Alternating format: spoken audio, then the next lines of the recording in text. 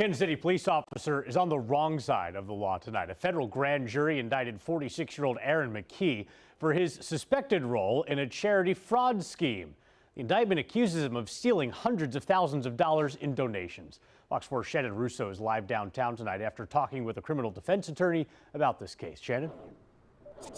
Yeah, that attorney says because of the defendant's role as a police officer, he'll likely get additional punishment since he was in a position of trust.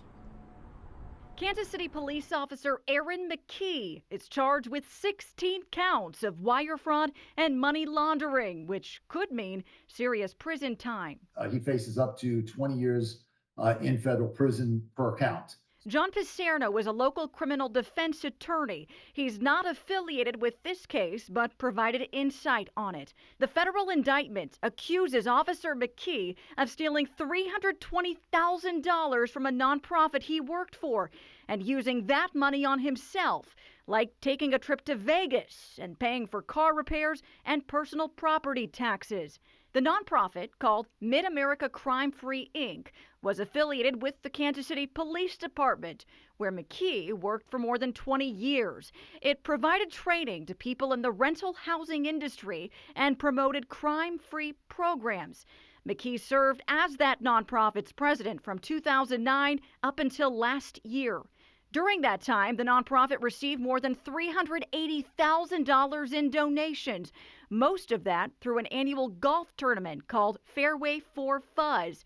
However, the indictment says just $22,000 of that $380,000 actually went to the nonprofit. McKee kept the rest. Whether he goes to prison or not and then is released on supervised release or he gets probation, he will be expected to pay back any money that was misappropriated. KCPD says it learned about the fraud last September.